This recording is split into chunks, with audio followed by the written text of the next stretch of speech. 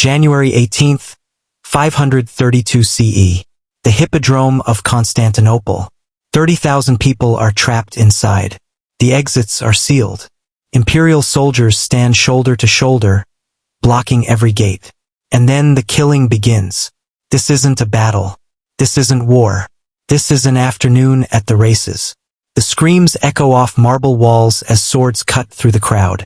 Families who came to watch chariots now watch each other die.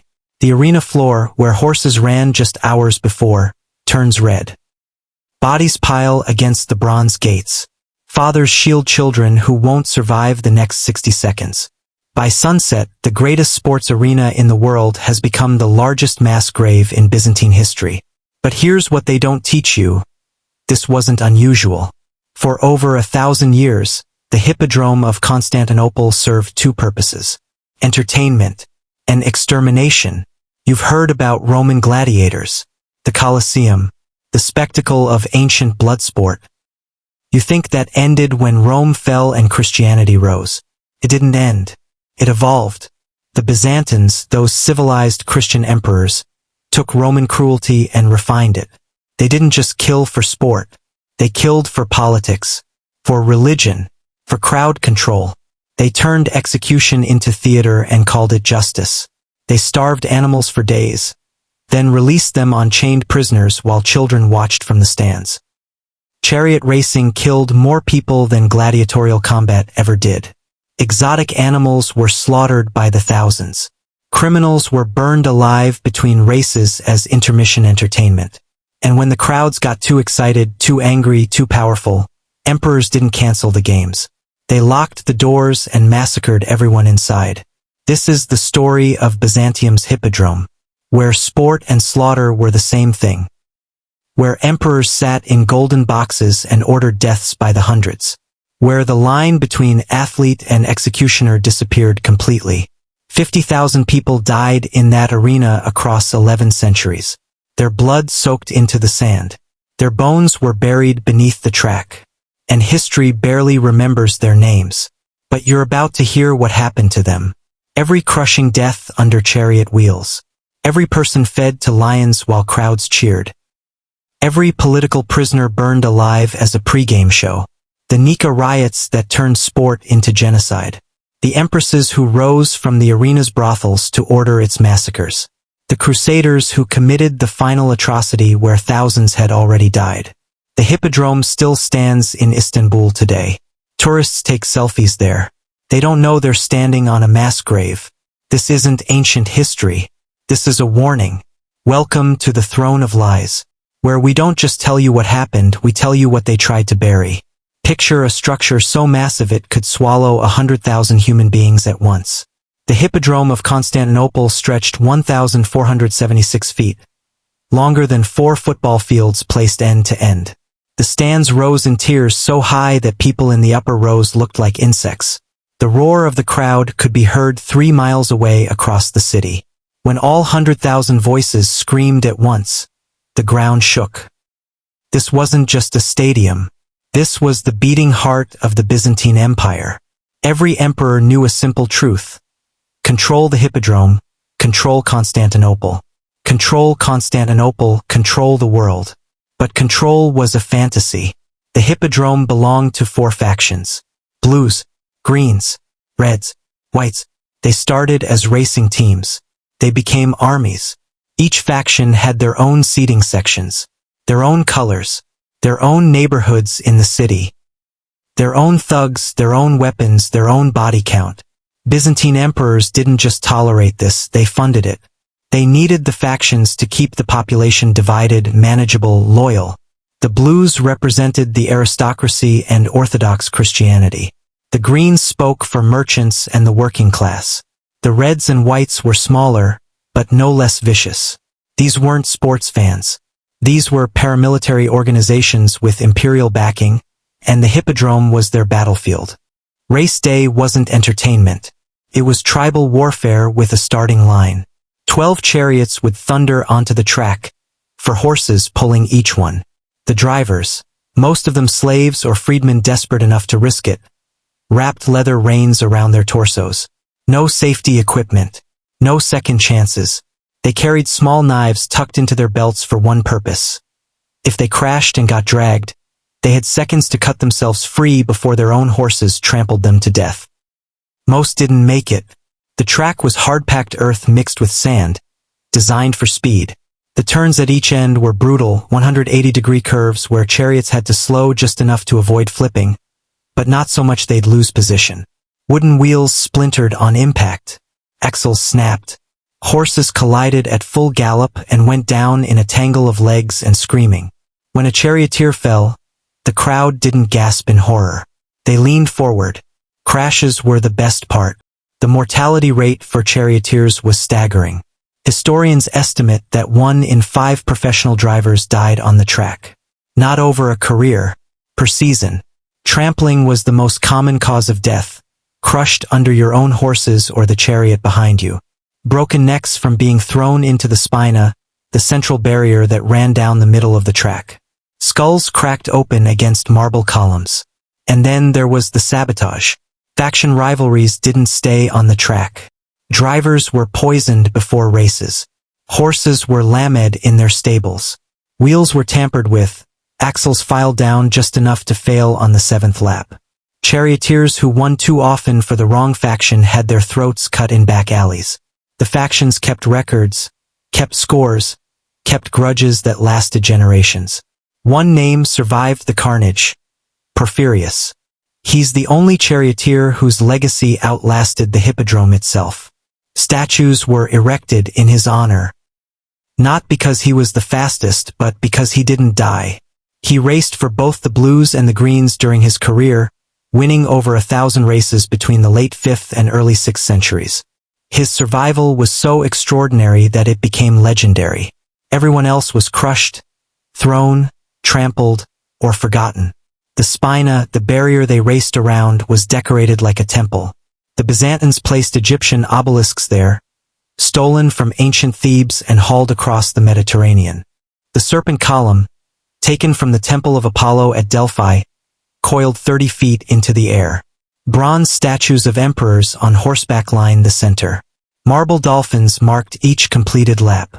It was beautiful, it was sacred, and it was surrounded by blood. Because the Hippodrome wasn't just for racing. Between heats, while slaves raked the sand and dragged away broken chariots, the executions began. Criminals were marched onto the track in chains. The crowd, still buzzing from the race, barely had time to catch their breath before the entertainment shifted. A man accused of theft tied to a post. A woman convicted of adultery dragged to the center. The charges didn't matter. The spectacle did. Some were beheaded quickly. The lucky ones. Others were burned. The crowd could smell it from the stands. Flesh and hair igniting. The screams cutting through the cheers. Executions were timed between races so the audience wouldn't get bored. 10 minutes of killing, then back to the chariots. The Hippodrome didn't distinguish between sport and slaughter. They were the same event. And the emperors? They watched from the Kathisma, a private imperial box connected directly to the palace. Elevated above the crowd, draped in purple silk, surrounded by guards. They could see everything. The crashes, the executions, the 100,000 faces screaming for blood. But they couldn't see what was coming. Because the factions, the blues and greens who hated each other more than anything, were about to do the impossible. They were about to unite. And when they did, the Hippodrome would become something worse than a killing floor. It would become a tomb. January 13th, 532 CE. Emperor Justinian makes a decision that will nearly destroy his empire. 7 members of the racing factions, blues and greens, are arrested for murder. The crime doesn't matter. These men have been killing each other for years. But this time, Justinian decides to make an example. Public executions. No trial. Just rope and gravity. They're taken to the gallows across the Golden Horn. The crowd gathers. The nooses go around their necks. The platform drops. 5 men die instantly. Necks snap. Bodies go limp. Standard procedure. But 2 of them survive. The ropes fail. 1 blue. 1 green. They hit the ground gasping. Necks bruised but breathing. The executioners prepare to hang them again, but the crowd erupts. A group of monks rushes forward, claiming divine intervention. They carry both men to the Church of St. Lawrence and declare sanctuary. By law, the church is untouchable. By tradition, Justinian should pardon them. He refuses. For 5 days, the city holds its breath.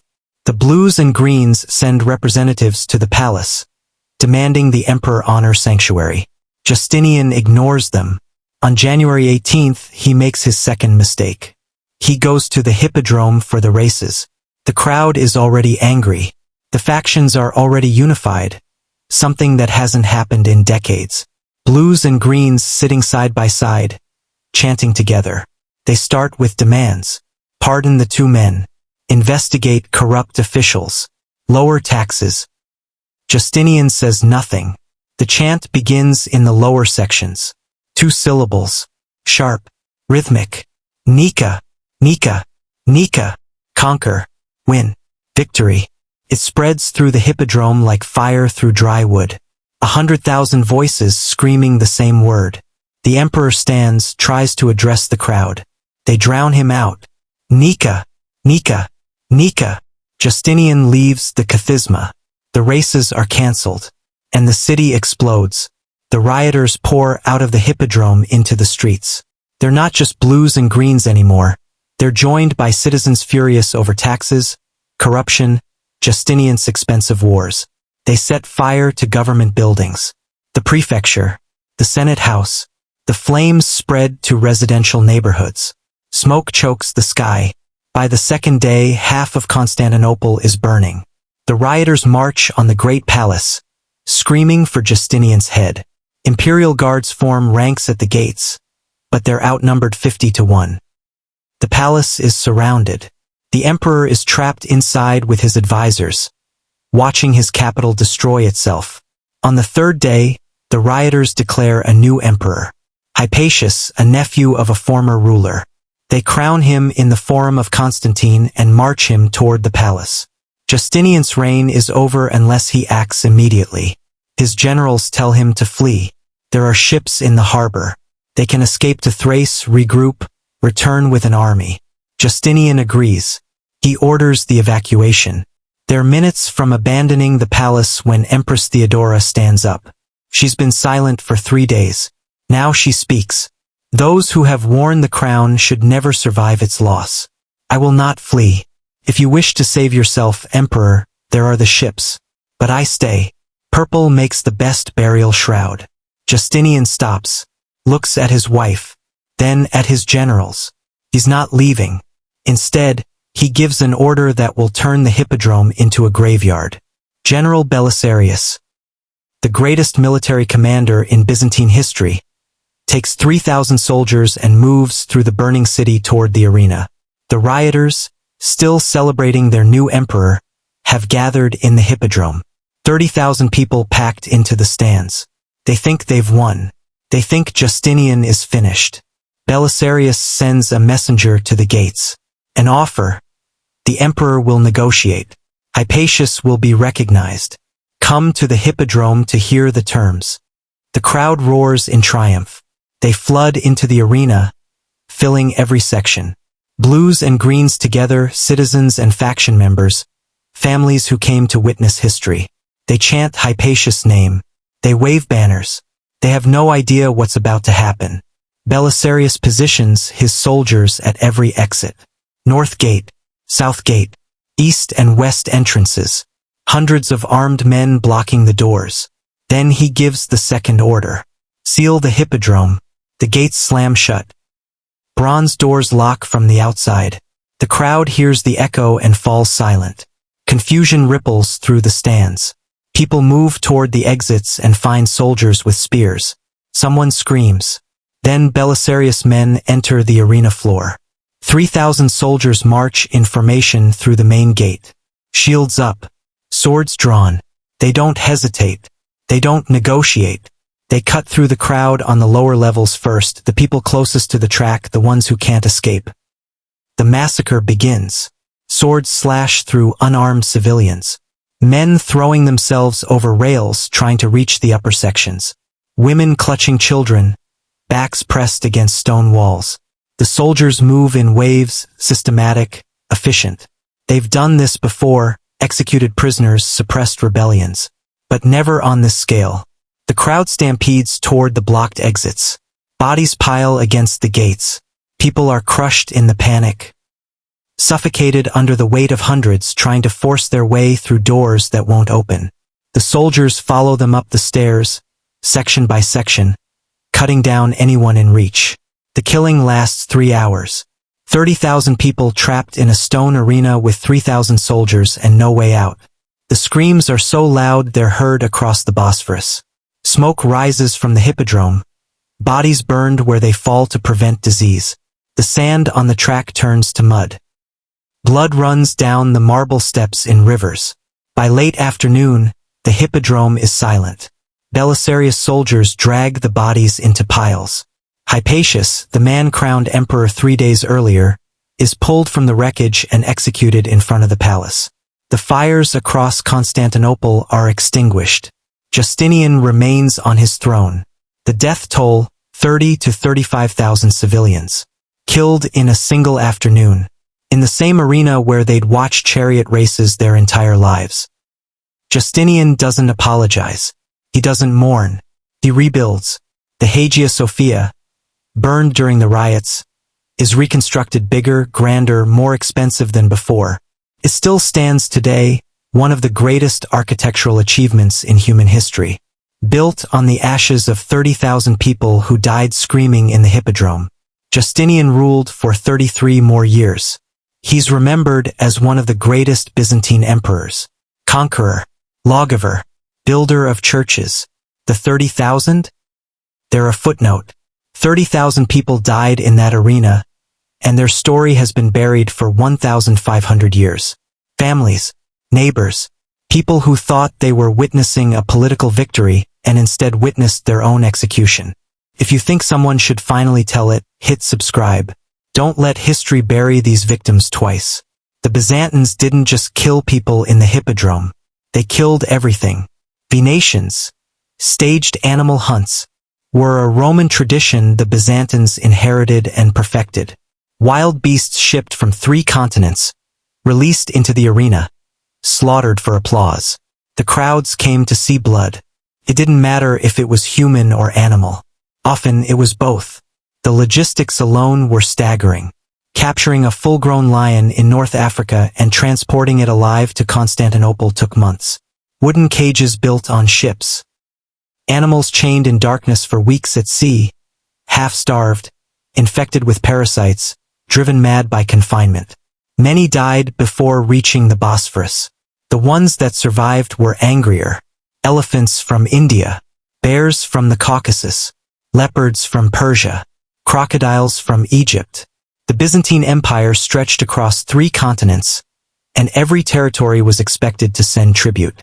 Gold, grain, exotic animals for the Hippodrome. The ships arrived at Constantinople's harbor, cages hoisted by cranes onto wagons.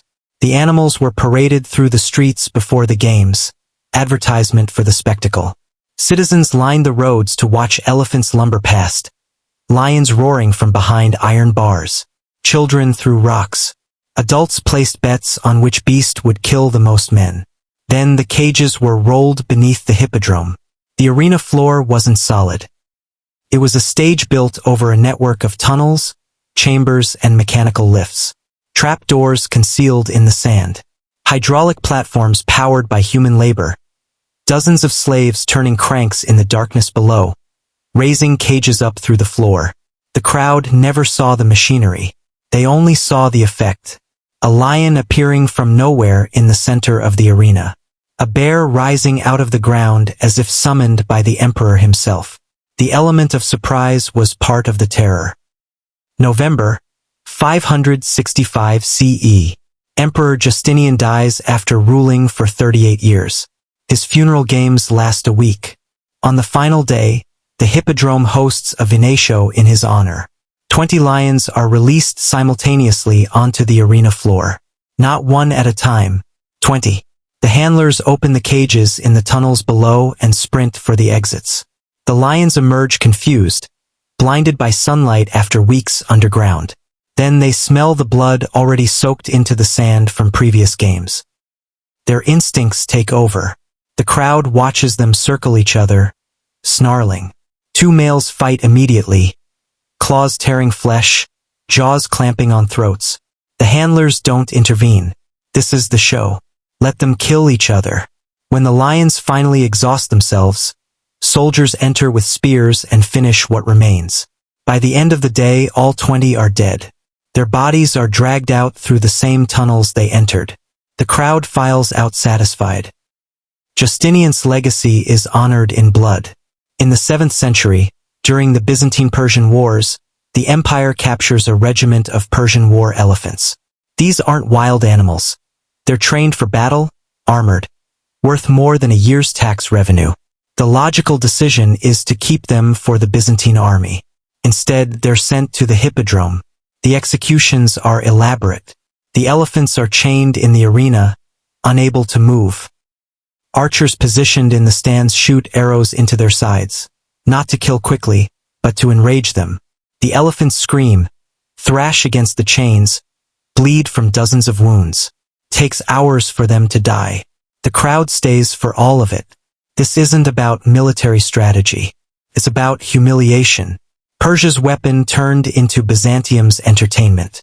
But the cruelest spectacles involved humans and animals together. Bear baiting was a crowd favorite. A condemned criminal, murderer, thief, deserter, chained to a post in the center of the arena. A starved bear released from the tunnels. The man has no weapon, no escape, just iron restraints and the certainty of what's coming. The bear doesn't attack immediately. It approaches slowly, confused by the noise, the crowd, the smell. The man screams, pulls at the chains. The bear gets closer. Then instinct overrides confusion. The maulings were grotesque. Bears don't kill cleanly. They bite, claw, tear. A man chained upright can survive for minutes while a bear works on him. The crowd doesn't look away. They lean in. This is what they paid to see.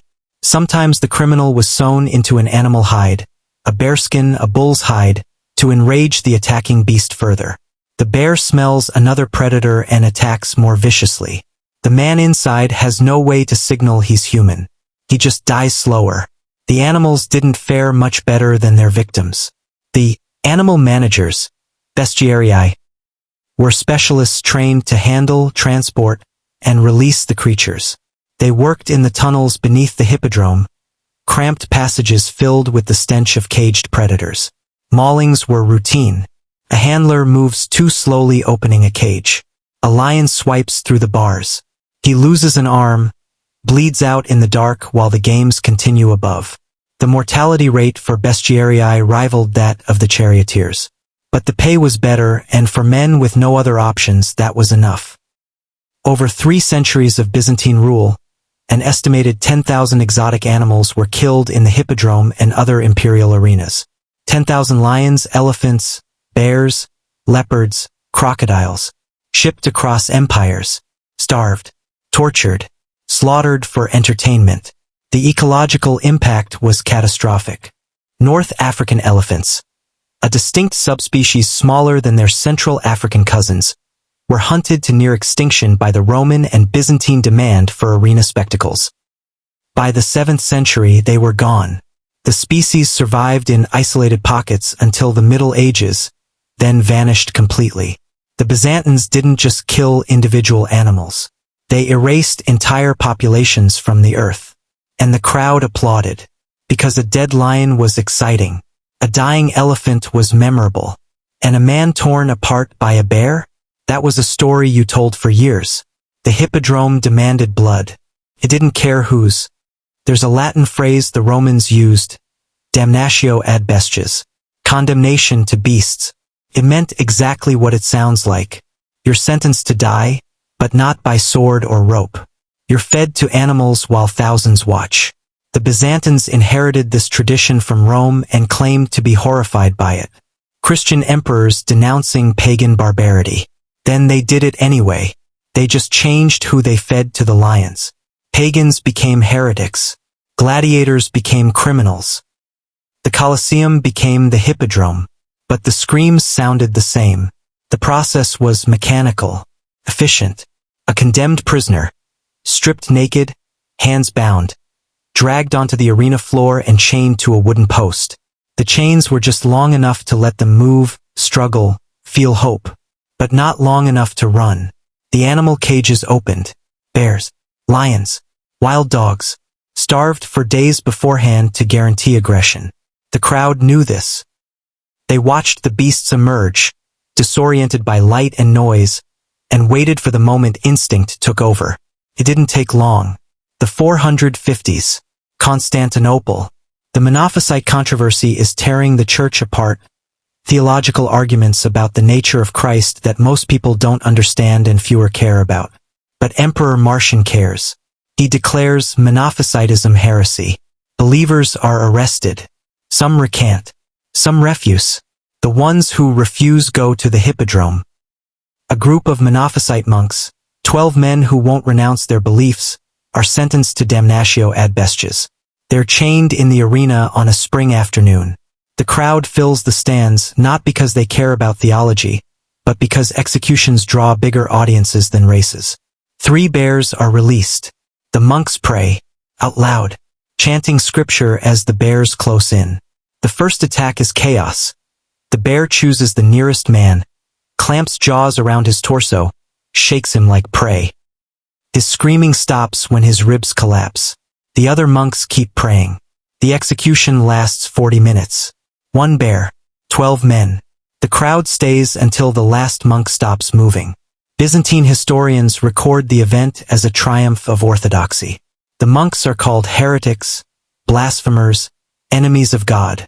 No one writes down their names. The 6th century. Persian prisoners of war are marched into Constantinople after a Byzantine victory on the eastern frontier.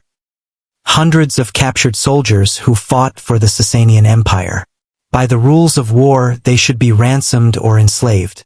Instead, they're entertainment.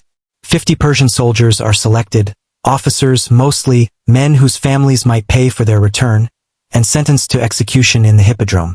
Not bears this time. Wild dogs. Packs of them, bred for hunting, kept half-feral in imperial kennels. The Persians are chained in groups of 5. The dogs are released in waves.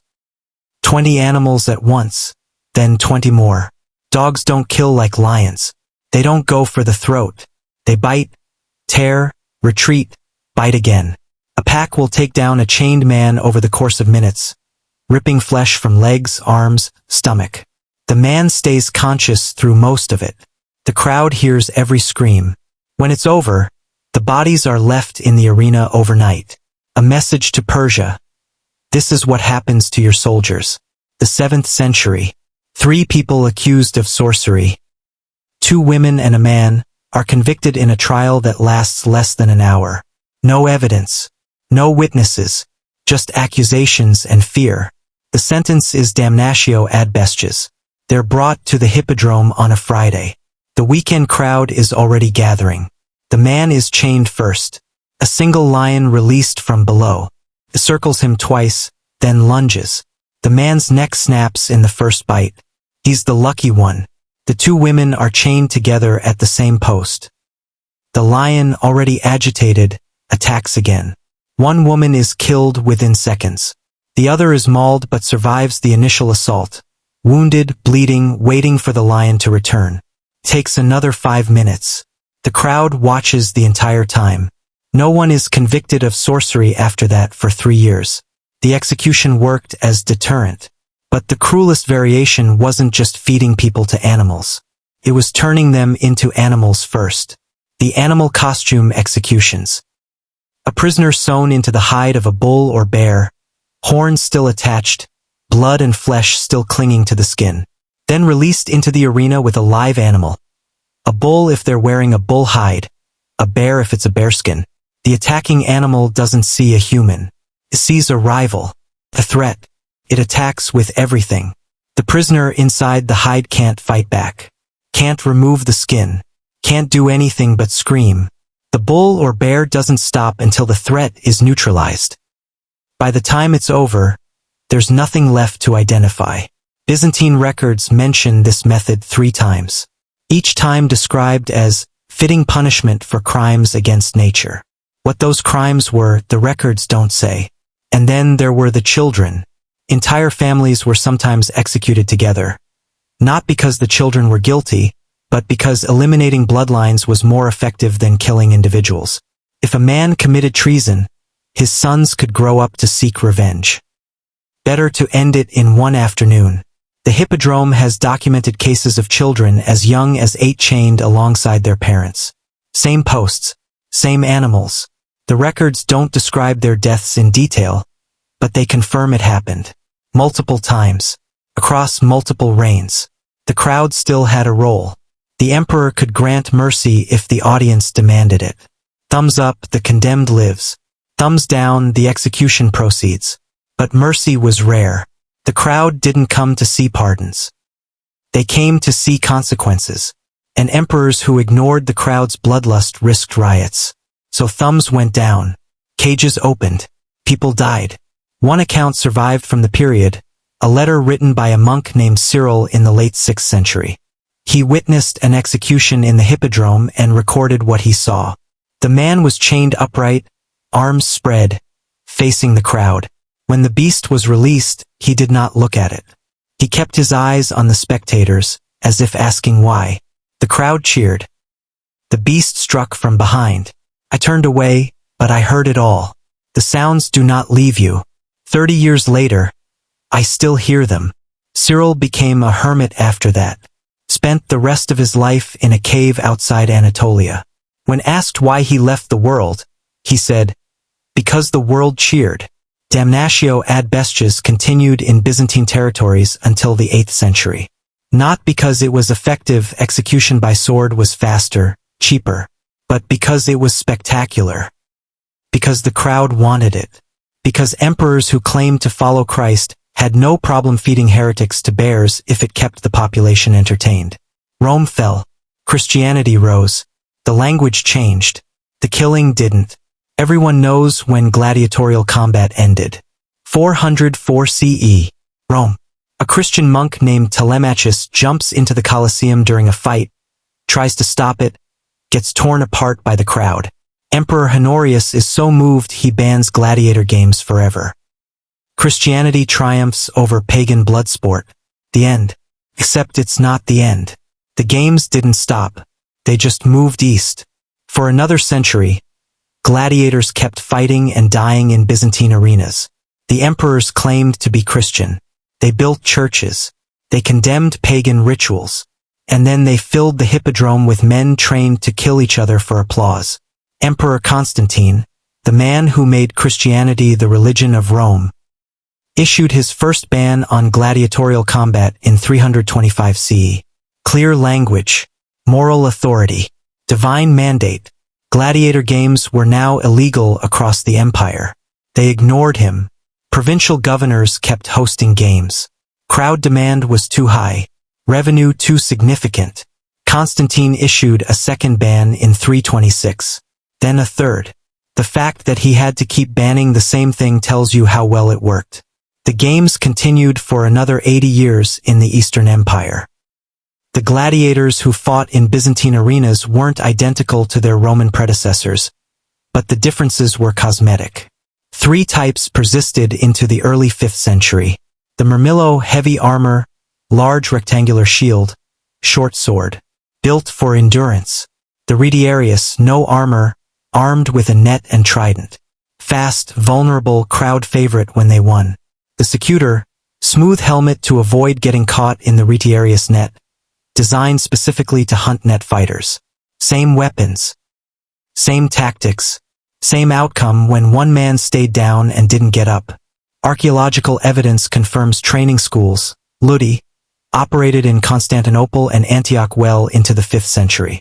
Excavations in the 1960s uncovered barracks, practice weapons, burial grounds. Skeletons with healed fractures, severed limbs, trauma consistent with arena combat.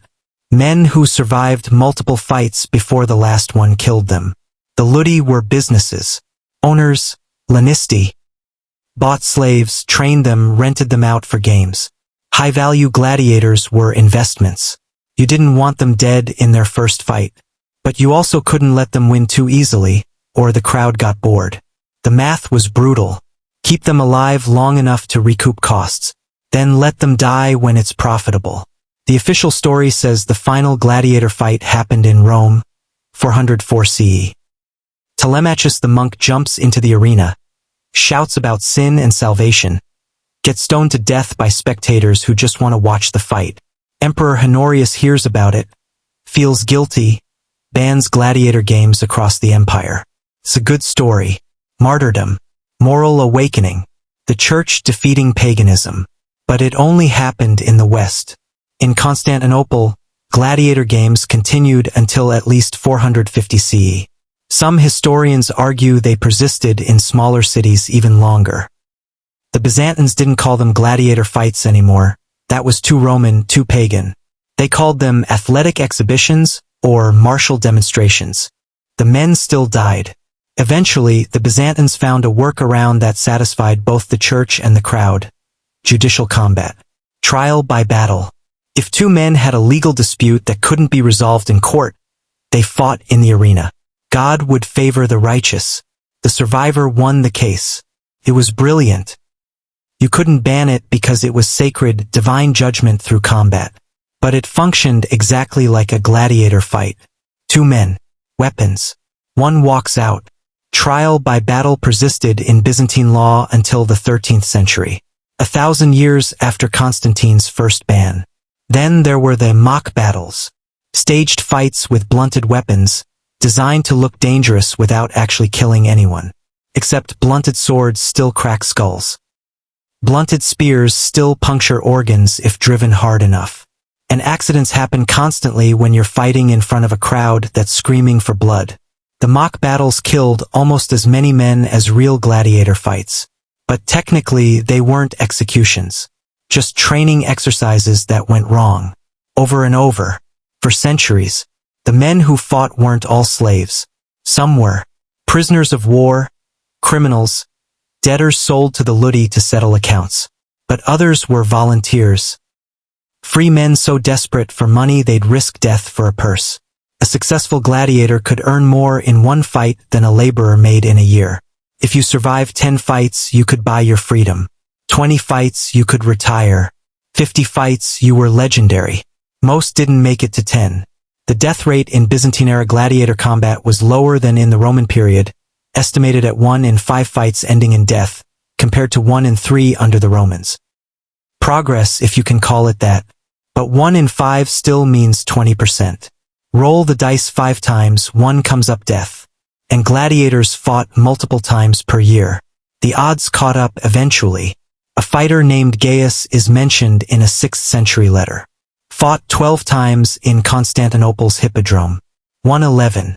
The 12th fight was against a prosecutor who got inside his guard and put a sword through his ribs. Gaius died in the sand. His owner sold his equipment to the next recruit. Another named Marcus volunteered at age 19, fought for 3 years, survived 8 bouts. Retired with enough money to buy a small farm outside Thessalonica. He made it out. For every Marcus, there were 10 others who didn't. The Byzantines liked to pretend they were more civilized than Rome. More Christian. More enlightened. They pointed to the ban on gladiators as proof. But they kept the arenas. Kept the crowds. Kept finding reasons to make men fight and die for entertainment. They just changed the justification. Rome called it sport. Byzantium called it justice. The swords were the same. These gladiators had no choice.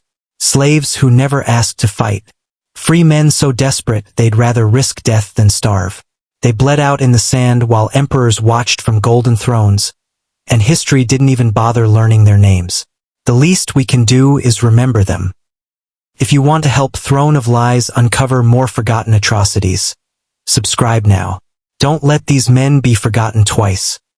Before Empress Theodora wore purple and ruled an empire, she was property of the Hippodrome. Not a spectator. Not even a charioteer. She was an actress. And in Byzantine Constantinople, that word meant something very different than it does now. Theodora was born around 500 CE to a bearkeeper who worked in the arena. When he died, her mother had 3 daughters and no income. She did what desperate women did. She brought the girls to the Hippodrome and sold their labor to the theater managers. Theodora was somewhere between 10 and 12 years old. Byzantine actresses weren't performers in any legitimate sense. They were entertainment. Sexual entertainment, mostly. Public acts designed to humiliate and arouse. The line between actress and prostitute didn't exist. You were both or you were nothing. Procopius, a Byzantine historian who despised Theodora, wrote about her in his secret history. His accounts are vicious, exaggerated, probably fueled by political hatred. But even accounting for bias, the details reveal what life was like for women in the Hippodrome.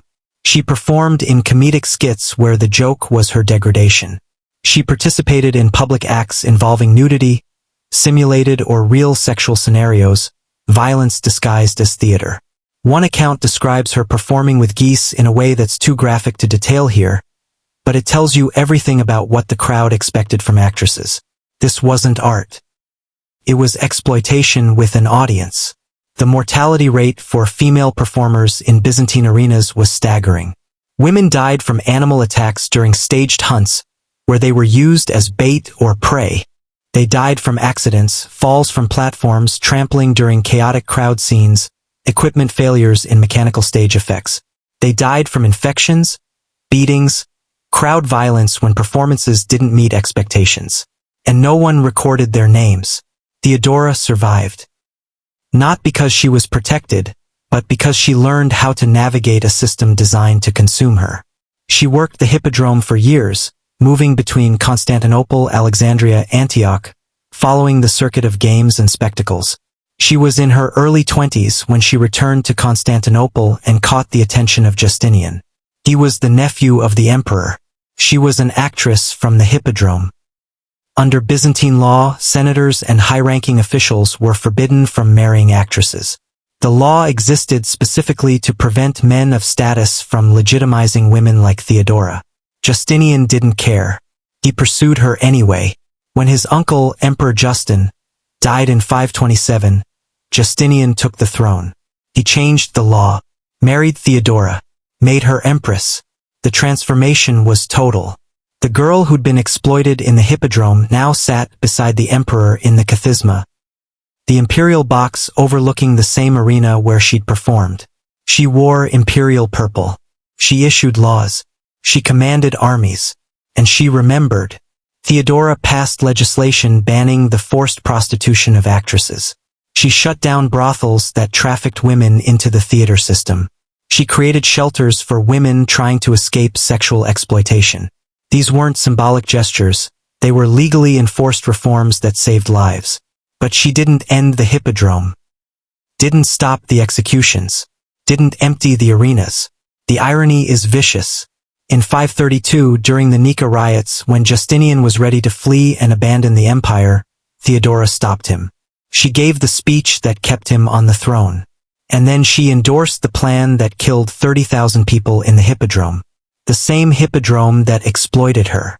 The same arena where she'd been degraded for profit. She could have burned it to the ground. Instead, she filled it with corpses. Maybe she understood that the Hippodrome wasn't the problem. The people were.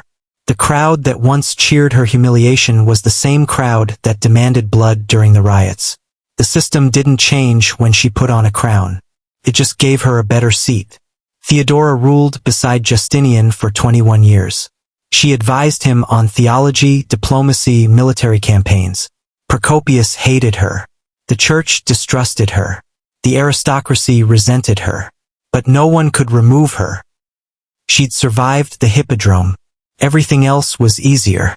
She died in 548 CE. The official cause was cancer. Some historians suspect poisoning. Her enemies had wanted her dead for 2 decades. It's not impossible someone finally succeeded. She was buried with full imperial honors. Justinian mourned her for the rest of his life. Built churches in her name. Had mosaics made showing her in golden robes, surrounded by saints. The Hippodrome kept operating for another 700 years after her death. The executions continued. The animal massacres continued. The chariot races that killed drivers and spectators continued. Theodora reformed some laws, saved some women, but the arena outlasted her. She rose from the worst place in the empire to the highest throne, proved that survival was possible even when the world wanted you destroyed. But she never destroyed the world that tried to destroy her. Maybe she couldn't, maybe she didn't want to, or maybe, after spending years performing for crowds that cheered her suffering, she understood something the rest of us don't. The Hippodrome wasn't built by emperors. It was built by the audience, and the audience never left. The Byzantines turned execution into theater. Not just killing performance. Political propaganda wrapped in gore. A message delivered in blood to 100,000 witnesses who would spread the story across the empire. The Hippodrome wasn't just where criminals died. It was where emperors demonstrated power, where rivals were erased, where the line between justice and revenge disappeared completely. Executioners were public officials, salaried positions with specialized training. They had workshops beneath the arena filled with tools designed for specific deaths.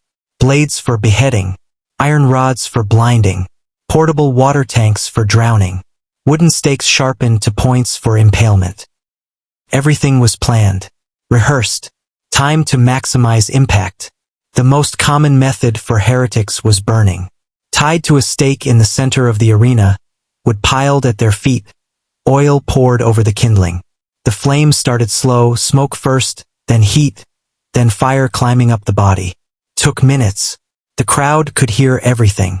Burning wasn't about efficiency. It was about symbolism, purification through fire. The church endorsed it. The emperors ordered it. And the Hippodrome provided the stage. Impalement was reserved for traitors. Long wooden spikes driven through the torso, then mounted along the spina, the central barrier where chariots once raced. Bodies left on display for days. A row of corpses greeting every visitor to the arena. The message was clear. This is what happens when you challenge the throne. Drowning was a Byzantine innovation. Portable water tanks, large wooden barrels filled to the brim, placed in the arena. The condemned tied with hands behind their backs, face forced underwater, held there until they stopped struggling, then pulled up, revived, drowned again, repeated until death or unconsciousness. It was considered cleaner than burning. No smoke, no smell, just water and silence. But the Byzantine specialty, the method they perfected, was blinding. Hot iron rods heated in braziers until they glowed red, then pressed directly into the eyes. The condemned screamed. The crowd heard the sizzle. The victim survived, blind, scarred, broken, but alive. Blinding was considered mercy, a merciful alternative to execution. The logic was theological. You weren't killing them, so you weren't committing murder. You were simply removing their ability to threaten the empire. Hundreds of political prisoners were blinded in the Hippodrome across Byzantine history. Former generals, deposed officials, rivals to the throne. Their eyes burned out in front of the crowd. Then they were released into the streets, living warnings of imperial power. Mutilation was public entertainment. Nose slitting for adultery, tongue removal for blasphemy, hand amputation for theft. The Hippodrome hosted these spectacles between races, between animal hunts, between gladiator fights. Brief interludes of blood to keep the audience engaged.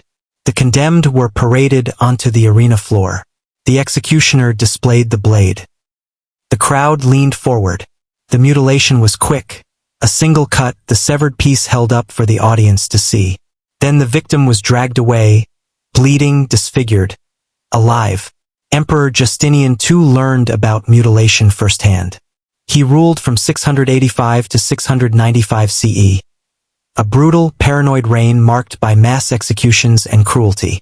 His enemies finally deposed him in a coup. They didn't kill him. They cut off his nose. Rhinocopia, nose removal, was a common Byzantine punishment. It disfigured you, marked you as a criminal, disqualified you from holding imperial office. No emperor could rule without a nose. It was meant to be permanent. Justinian survived, fled to exile, spent 10 years plotting revenge. In 705 he returned with an army, retook Constantinople, reclaimed the throne, and then he made everyone who betrayed him pay in the Hippodrome. The executions were grotesque. Former allies burned alive. Generals who supported the coup impaled on the spina. Officials who voted for his deposition blinded, then paraded through the city before being drowned in the arena. Justinian sat in the kathisma and watched every death. He had a golden prosthetic nose made to cover his disfigurement. He wore it while ordering men who once served him torn apart. His second reign lasted 6 years. In 711, another coup succeeded. This time they didn't take chances.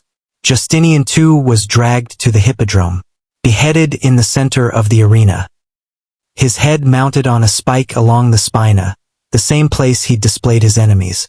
The golden nose was removed and melted down. Children weren't exempt from political executions. In 1183, 12-year-old Emperor Alexios II was strangled by orders of his successor, Andronikos I. The boy's crime was being born into the wrong family at the wrong time. His body was paraded through the Hippodrome before burial, proof that the old regime was finished. The crowd didn't protest. They cheered. Women faced execution differently than men. Noble women and empresses were rarely beheaded. That method was considered too honorable, too clean. Instead, they were drowned or burned. Their deaths were framed as shameful, their executions designed to humiliate as much as kill. Empresses who fell from power were sometimes forced to perform public penance before execution. Paraded through the streets in rags. Brought to the Hippodrome, made to stand before the crowd while charges were read. Then killed. Byzantine sources record at least 8 empresses or imperial relatives executed in the Hippodrome between the 6th and 13th centuries. The records rarely give details, just confirmation that it happened. The women's names, the date, the method. Execution days drew larger crowds than chariot races. The psychology was simple. Races were exciting, but executions were final. You could watch a chariot crash and the driver might survive. But an execution? That was guaranteed death. The certainty made it compelling. People brought their families. Vendors sold food outside the arena. The atmosphere was festive, not somber. Execution wasn't mourning. It was confirmation. Proof that the empire still functioned. That justice, however warped, still existed. The condemned were marched through the Hippodrome gates knowing exactly what waited. No last-minute reprieves. No imperial mercy. Just the crowd, the executioner, and the method chosen for maximum impact. Some begged. Some prayed. Some stayed silent. The crowd didn't care. They came for the spectacle, not the suffering. When the execution was over, they stayed for the races. Blood was raked into the sand. Bodies dragged through the tunnels.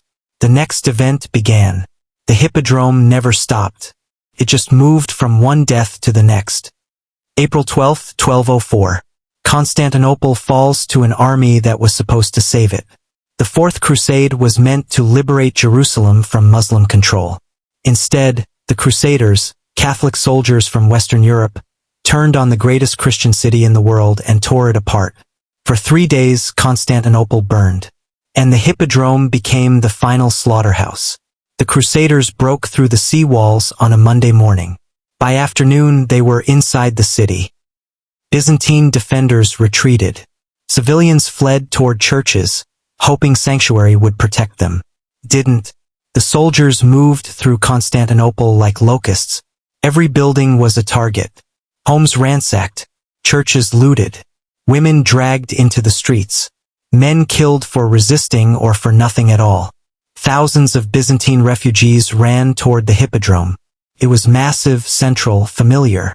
A place they'd gathered for races and festivals their entire lives. They thought if they stayed together, stayed visible, the Crusaders would show restraint. They were wrong. The Crusaders herded over 2,000 people into the Hippodrome. Men, women, children, elderly, and sealed the exits. The same tactic Belisarius used during the Nika Riots. The same trap. 672 years later. Then the killing started. This wasn't execution. It wasn't justice. It was butchery. Swords, axes, spears, whatever the soldiers carried. No order. No organization. Just violence until everyone stopped moving. The Byzantine sources say the screams echoed across the Bosphorus. Survivors hiding in nearby buildings heard it for hours. By nightfall, the Hippodrome floor was covered in bodies. The Crusaders left them there and moved on to the next district. 2,000 people massacred in the arena that had already claimed tens of thousands over a millennium. But this time, the killers weren't Byzantine emperors. They were Christians slaughtering Christians. The looting was systematic.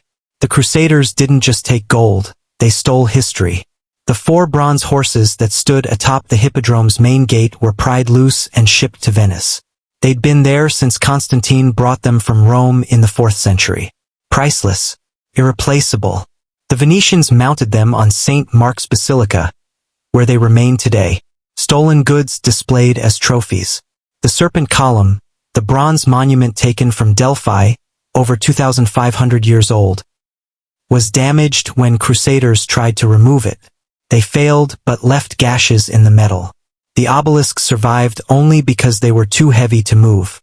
Inside the Hippodrome, the Crusaders smashed imperial statues, melted down decorative bronze for coinage, ripped apart the Kathisma, the imperial box, looking for hidden treasure.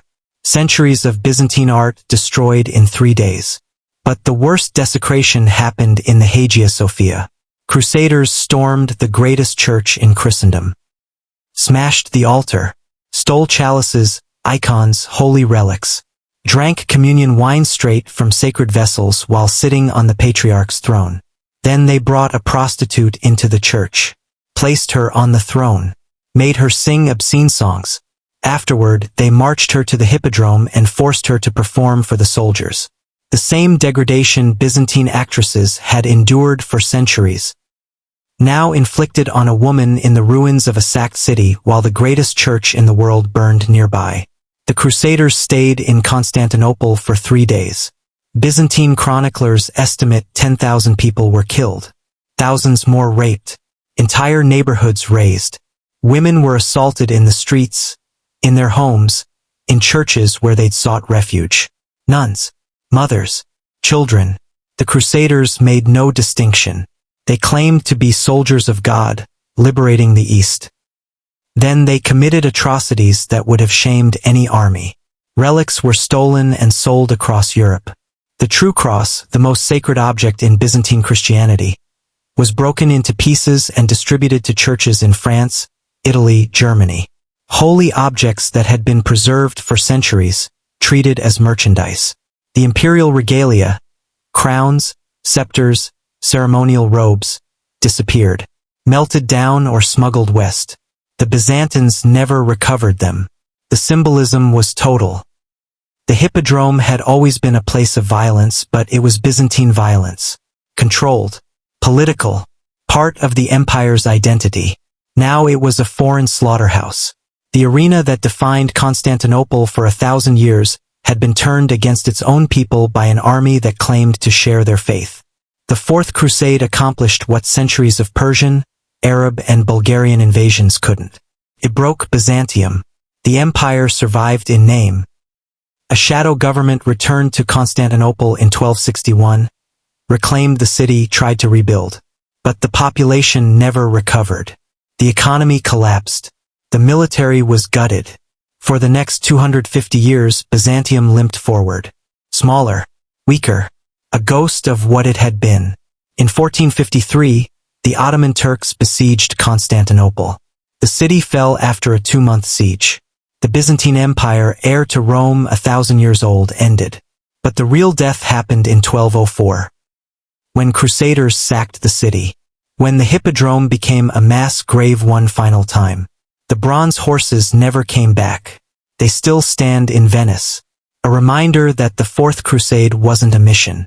It was a heist. And the Hippodrome? Kept standing. Used by the Ottomans for a while.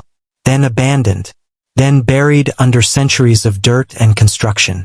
But the bodies are still there. Beneath the modern streets of Istanbul. beneath the tourist crowds and the souvenir shops.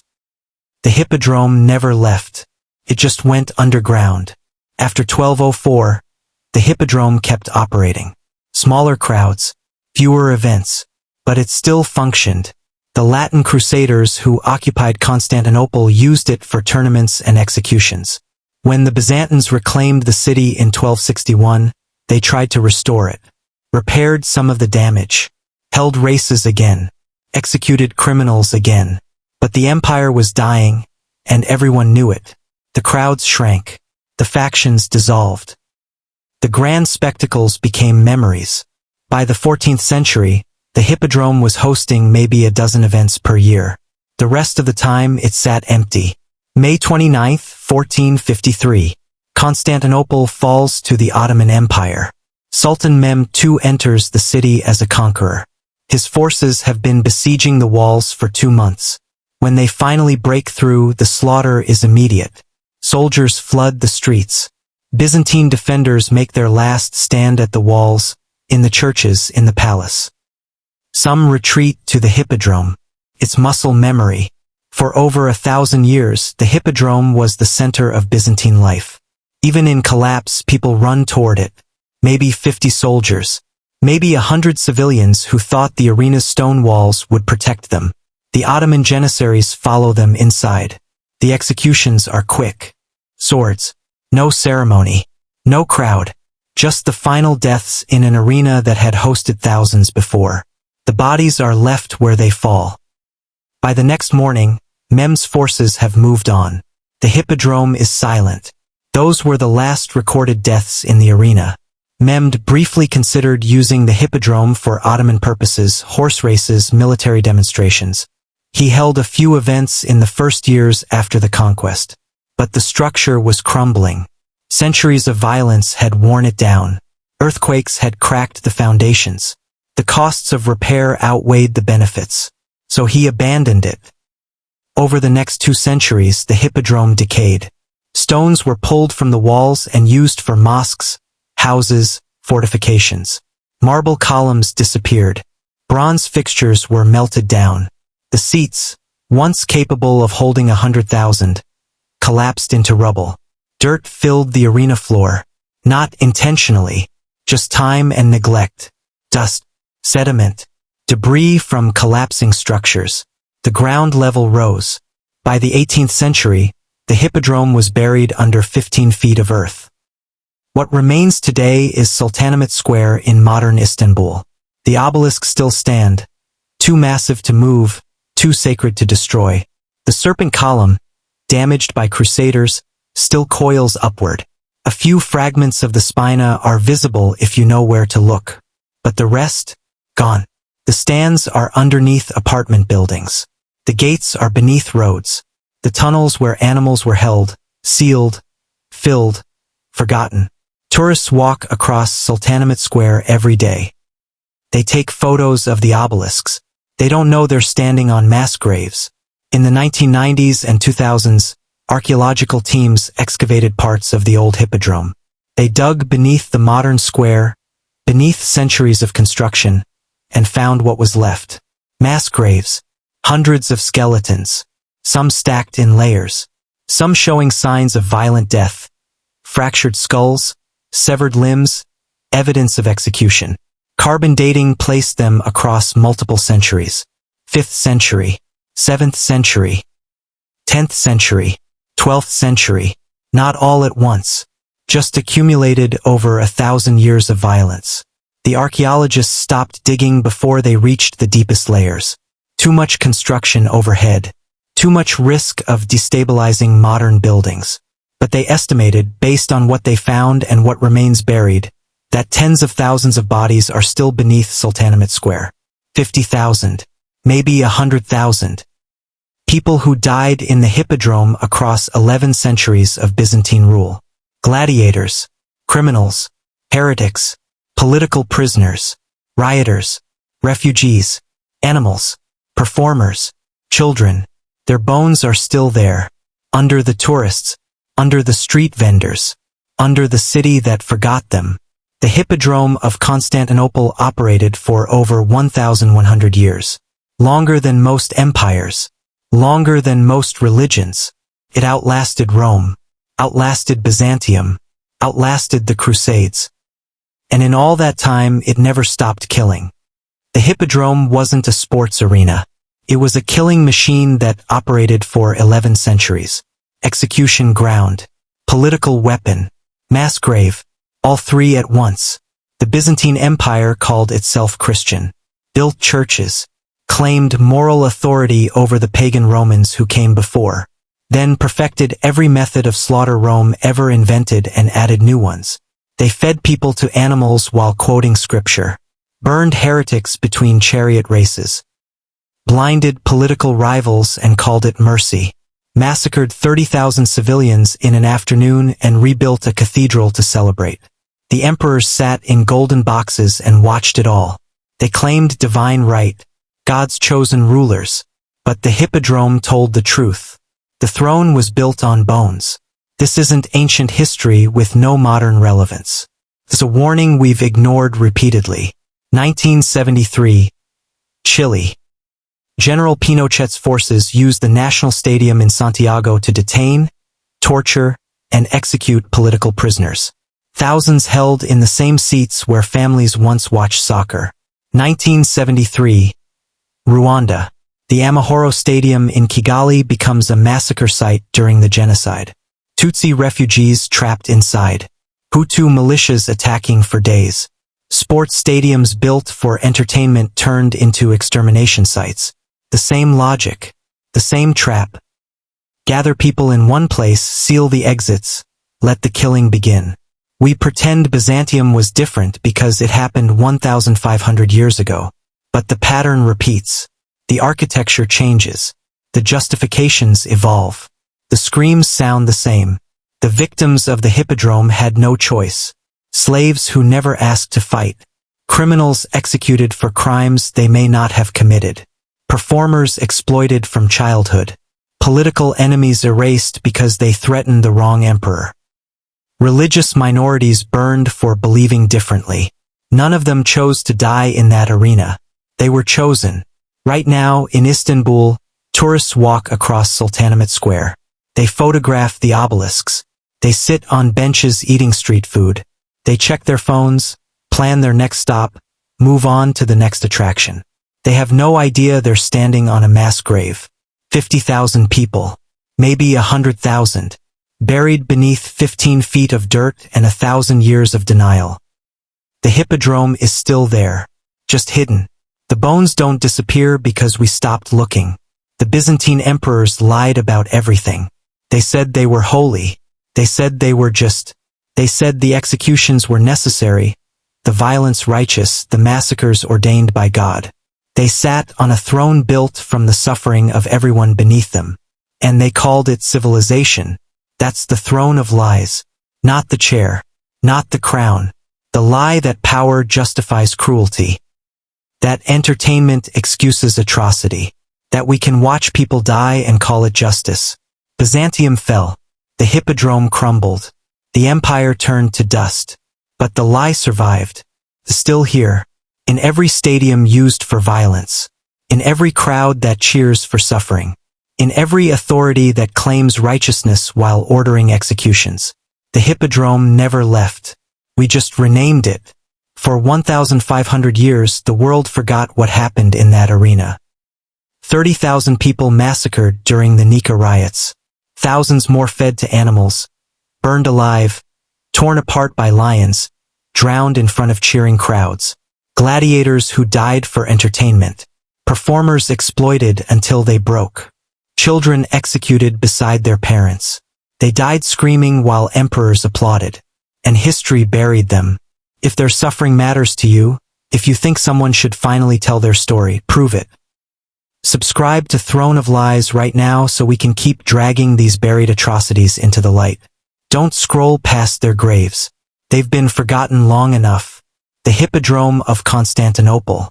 330 CE, 1453 CE. Estimated deaths. 50, 000 100.